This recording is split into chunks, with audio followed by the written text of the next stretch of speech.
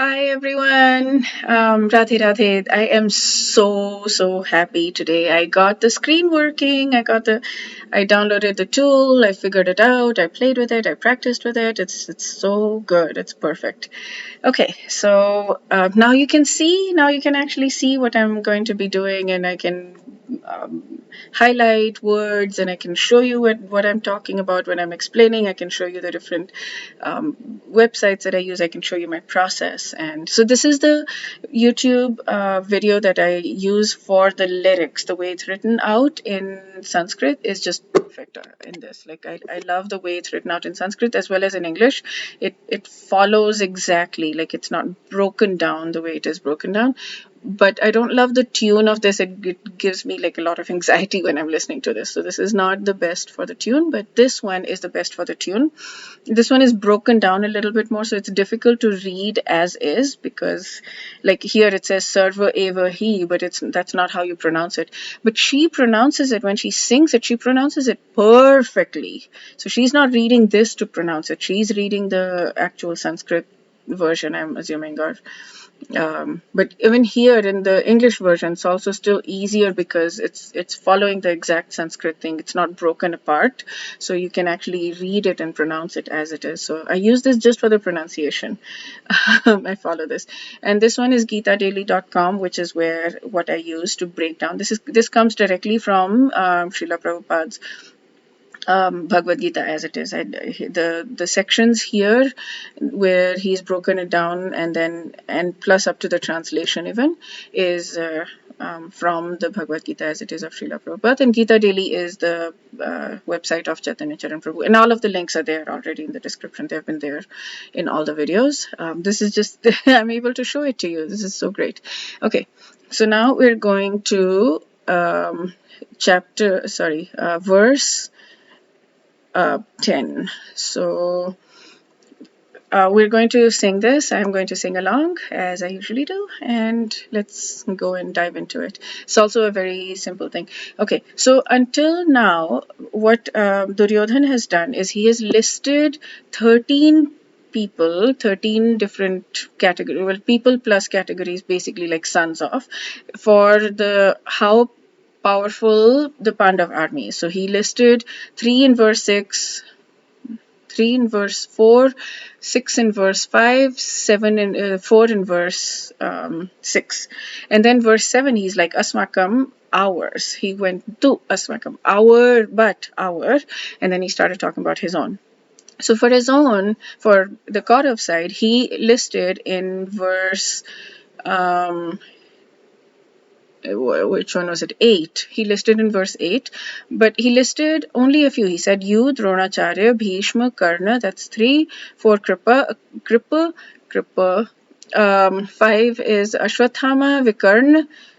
6, and then 7 is Saumya Datti, the son of Saumya Datta. So that's he's listed 7. He's put it in one verse, and he's not in the other verses. He's saying ours are great. Like in this one, he's saying there are so many heroes that are willing to lay their lives for me. They have so many weapon skills and weaponry and skills in fighting. Like in this 9th verse, which you can kind of barely see. And then now in the 10th verse, again, he's comparing. He's not listing anymore. I don't know if he's going to continue to list more. I have kind of decided to not go ahead and not, I wanted to follow the story exactly as it is, so that I like that style more. So yeah, so in verse 10 now, he is comparing our forces. So if you look at the Kauravas and the Pandavas just based on the strength, just based on the prowess of the warriors there, and just based on the strength, the Kauravas had a larger army, they had a stronger army, and they would have won if it was just about the strength. But it wasn't just about the strength. God was on the right side. God, who is Krishna, who was on the side of the Pandavas. So like it's pretty impossible for the Kauravas to win if God is on the right side, right? But Duryodhan didn't look at it that way. Duryodhan was looking at it from just the way of the strength of the army, and God was not fighting. God was the driver, the chariot driver for Arjun, so he wasn't like in Duryodhana's eyes, he wasn't really fighting. He wasn't really using his weapons, and he wasn't, his fighting prowess. So Duryodhana didn't even consider him. Okay, so let's sing verse 10. Oops. This is verse 9. Sarve yudha visharada अपर्याप्तं तदस्माकं बलं भीष्माभिरक्षितं पर्याप्तं त्विदमेतेषां बलं भीमाभिरक्षितम्. Okay, so this is what I do. I like to switch here and explain. Okay, so let me then explain. It's such a nice song way. Like it used to be very difficult for me earlier to sing the Gita verses and to get them on the tongue, but now it's a little bit faster. It's a little bit easier. I know some words, for example, like asmakam in this I know, and tu I know, and bhim and bhishma, of course, I know. So it's helping. Okay. So the explanation for this is aparyaptam tadasmakam balam bhishma bhirakshitam. So these two are different. Balam bhishma bhirakshitam is the first section, the first two sections, and balam bhima bhirakshitam is the second section. So they're different. I initially thought they were the same because they looked and sounded so similar. Okay. So aparyaptam is immeasurable. And I'm immeasurable, like a lot. Asmakam is ours. We saw that in verse 7 when he switches from the Pandav side to the Kaurav side. He says, Asmakam tu vishishtaye. Like, but ours is also our army is also strong. Vishishtaye. So aparyaptam is immeasurable, asmakam is ours, balam is strength, Bhishma is Bhishma, the commander of the Kauravas, and abhirakshitam is protected. So what he's saying is that our strength, balam, is immeasurable, aparyaptam, and is protected, abhirakshitam, by Bhishma. Our strength is immeasurable and is protected by Bhishma. And then the second line he's saying, paryaptam, that's limited. Tu is but there is limited. So that's where it's going.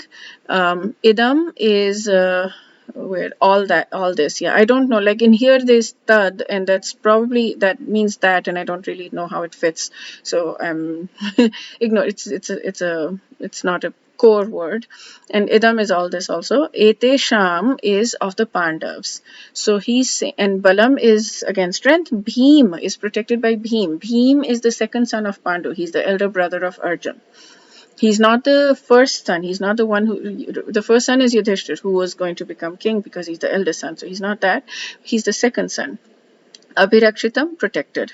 So he's saying, but there, the Pandavas, Etesham, strength, balam, is limited and protected by Bhim. So, but the Pandavas' strength is limited, protected by Bhim. So our strength is immeasurable, protected by Bhishma, but the Pandav's strength is limited, protected by Bhim. And in a way, he's right. Bhishma is stronger than Bhim, and Bhishma is more powerful than Bhim. So now the thing to note here is that he used Bhim. Like he's comparing Bhishma to Bhim. He's not comparing the most powerful warrior in the Pandav side is Arjun. It's not Bhim. But he's comparing Bhishma to Bhim here. I was wondering if it's almost just for the poetic reason, but I doubt it. So why is he comparing? So Duryodhan is more afraid of Bhim than he is of Arjun personally, because Duryodhan also fights with the mace, which is that round thing with a stick underneath, and Bhim also fights with the mace. So they're both fighting. They both fight with the mace, and Bhim had decided that he's going to kill all the 100 Kauravas himself. So other Pandavas and other warriors they would not kill. They would the Kauravas when in the war they would bring Bhim into it and let Bhim handle it. They would, because they wanted to honor his vow to kill all the 100 Kauravas. So, of course, all this was known, and Dushasana, and he wanted to do that too because he wanted to fight back because the Kauravas were dishonoring Draupadi, right? In that gambling thing. I think I said in my video battle, but it was a gambling thing. And Bhim was very powerful in the mace, and so was Duryodhan. Duryodhan was not an archer.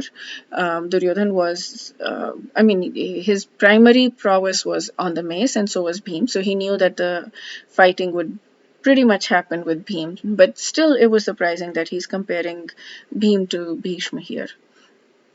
Okay, so let's see, is there anything else that I wanted to say? I think that's it. Yeah. So yeah, this is the Gita Daily website, and I'm so happy I'm able to bring this to you right now. And I figured out how to use it. All of the learning curve is done, and it didn't take too long, it's surprisingly, but it took it took strength to make myself do it, and it feels so much easier now. It feels so much nicer. And plus, it's just recorded in one place. It's not recorded on the phone, so it's easier to download also to and upload on YouTube, I mean. Okay, so that's it for today. Let's talk about verse 11 next time. Till next time, Radhe Radhe.